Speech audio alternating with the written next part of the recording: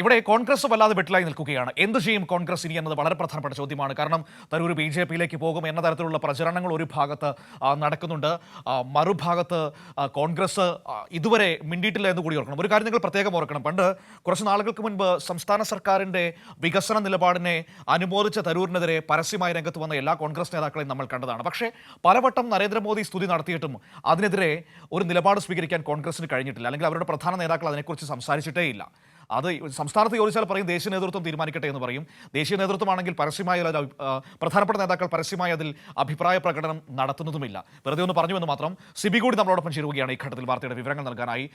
സിബി, തരൂരിൻ്റെ വാക്കുകൾ ഓരോ ഘട്ടത്തിലും കോൺഗ്രസിനെ വല്ലാതെ പ്രതിസന്ധിയിലാക്കുകയാണ്. നേരത്തെ വിദേശ പര്യടനത്തിനിടെ പല ഘട്ടങ്ങളിൽ നമ്മളത് കണ്ടതാണ്. ഇപ്പോഴിതാ തിരികെ വന്നതിന് ശേഷവും ഇവിടെ പ്രധാനമന്ത്രിയെ അനുമോദിച്ച് സംസാരിക്കുന്ന ശശി തരൂരിനെ നമുക്ക് കാണാൻ കഴിയുന്നു.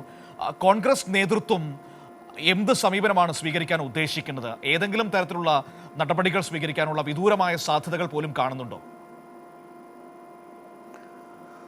Manu, good morning. എന്തായാലും ശശി തരൂർ വിഷയം ഒരു വലിയ കീറാമുട്ടിയായി കോൺഗ്രസിനെ ഇപ്പോഴും മാറിയിരിക്കുകയാണ്. ഒരു പ്രവർത്തക സംഘമായ ശശി തരൂർ, നമുക്കറിയാം, ഈ ഓപ്പറേഷൻ സിന്ദൂറിൻ്റെ ഭാഗമായി വിദേശ പര്യടനത്തിന് പോകേണ്ട സംഘങ്ങളിൽ കോൺഗ്രസ് നൽകിയ പേരുകളിൽ ശശി തരൂരിൻ്റെ പേരുണ്ടായിരുന്നില്ല. പിന്നീട് BJP അല്ലെങ്കിൽ കേന്ദ്ര സർക്കാർ തന്നെയാണ്, നരേന്ദ്രമോദി സർക്കാർ തന്നെയാണ് ശശി തരൂരിനെ ഇത്തരത്തിൽ ഒരു സംഘത്തിൽ ഉൾപ്പെടുത്തിയതും. അതിലും വലിയ അതൃപ്തി കോൺഗ്രസിനുണ്ട്.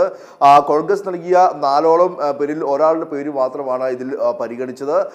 ബാക്കി 3 പേരുടെയും പേരുകൾ കേന്ദ്ര സർക്കാർ അംഗീകരിക്കാതെ ഇത്തരത്തിൽ ശശി തരൂർ ഉൾപ്പെടെയുള്ള ആളുകളെ ഉൾപ്പെടുത്തുകയായിരുന്നു. എന്തായാലും ഈ കാര്യത്തിൽ BJP-യും കേന്ദ്ര സർക്കാർ അല്ലെങ്കിൽ മോദി സർക്കാരൊക്കെ എന്താണ് അവർ ലക്ഷ്യം വെച്ചത് അത് സാധിച്ചു എന്ന് പറയാം. പ്രത്യേകിച്ച് കോൺഗ്രസിനുള്ളിൽ ഒരു അഭിപ്രായ ഭിന്നത ഉണ്ടാക്കാൻ, അത് രൂക്ഷമാക്കാനും ഈ ഒരു യാത്രയിലൂടെ BJP വിജയിച്ചു എന്ന് വേണം നമുക്ക് കരുതാൻ.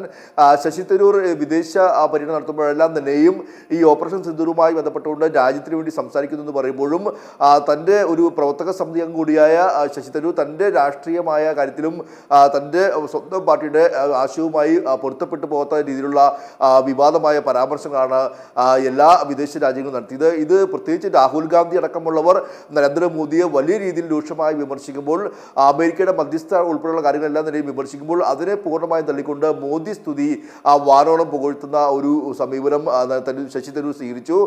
ഇന്നലെ വിമാനത്താവളത്തിൽ ഉച്ചയോടെയാണ് ശശി തരൂർ ഇറങ്ങിയത്. അപ്പോൾ തന്നെ അദ്ദേഹം പ്രതികരിച്ചിരുന്നു. അപ്പോൾ അദ്ദേഹത്തിൻ്റെ പ്രതികരണം ഇപ്പോൾ രാഷ്ട്രീയ വിഷയങ്ങളിലേക്ക് താൻ കടക്കുന്നില്ല, പക്ഷേ എങ്കിൽ പോലും താനൊരു ഭാരതീയനായിട്ടാണ് അവിടെ പോയത്, ഭാരതത്തിന് വേണ്ടി സംസാരിച്ചു, തൻ്റെ കടമ പൂർണ്ണമായും നിർവഹിച്ചു. ഈ അമേരിക്കയുടെ മധ്യസ്ഥ സംബന്ധിച്ചെല്ലാം തന്നെയും തനിക്ക് അറിയില്ല. കാരണം അത് ഒരു സംഭവത്തിൽ അങ്ങനെ ഒരു സംഭവം ഉണ്ടായിട്ടില്ല. അത് ട്രംപുമായി തനിക്ക് കൂടിക്കാഴ്ച നടത്താൻ കഴിഞ്ഞില്ല. പക്ഷേ വൈസ് പ്രസിഡന്റുമായി തനിക്ക് കൂടിക്കാഴ്ച നടത്തി മറ്റുള്ള പല അവിടുത്തെ ലോക രാഷ്ട്ര തലവന്മാരുമായിട്ടെല്ലാം അതിനെയും കൂടിക്കാഴ്ച നടത്തു. പക്ഷേ ഇങ്ങനെ ഒരു ആരോപണം ഇല്ല എന്നുള്ളൊരു കാര്യമാണ് തരൂർ പറഞ്ഞത്. സ്വാഭാവികമായും കോൺഗ്രസിൻ്റെ ആരോപണത്തിൽ കോൺഗ്രസിന് ഇതുമായി ബന്ധപ്പെട്ടുകൊണ്ട് മോദി സർക്കാരിനെതിരെ നിരന്തരം ആരോപണം ഉന്നയിക്കുമ്പോഴാണ് അതിനെ പൂർണ്ണമായും തള്ളിക്കൊണ്ട് തരൂരിൻ്റെ ഒരു വീണ്ടും പരാമർശമുണ്ടായത്. പിന്നീട് ഇന്നലെ രാത്രിയോടെ മോദി വിളിച്ചു ചേർത്ത ഈ അത്താഴ വിരുന്നിലും ഈ ഡെലിഗേറ്റ്സിൻ്റെ അത്താഴ വിരുന്നിലും ശശി തരൂർ പങ്കെടുക്കുകയും ഇത്തരം സന്ദർഭങ്ങൾ ഇനിയും ഉണ്ടായാൽ ഇതുപോലുള്ള സംഘങ്ങളെ ഇനിയും പല രാജ്യങ്ങളിലേക്ക് വിടണമെന്നും എല്ലാ രാജ്യങ്ങളും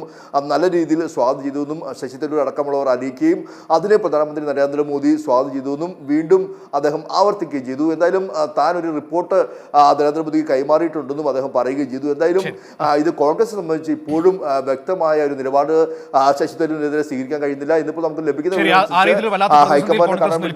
തരൂരാണെങ്കിൽ ഓരോ ദിവസവും നേതൃത്വത്തെ വെല്ലുവിളിച്ചുകൊണ്ട് അക്ഷരാർത്ഥത്തിൽ രാഹുൽ ഗാന്ധിയെ വരെ തള്ളിക്കൊണ്ടുള്ള നിലപാടുകൾ സ്വീകരിച്ച് മുന്നോട്ട് പോകുന്നു.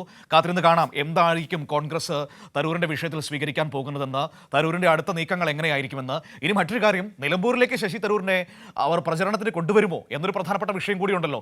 അത് നമുക്ക് കാത്തിരുന്ന് കാണേണ്ടത് തന്നെയാണ്. നമുക്ക് നോക്കാം. ഇതൊക്കെ രസകരമായ കൗതുകങ്ങളായ വിഷയങ്ങളാണ് കോൺഗ്രസ് രാഷ്ട്രീയവുമായി ബന്ധപ്പെട്ട് നമ്മുടെ മുന്നിലുള്ളത്.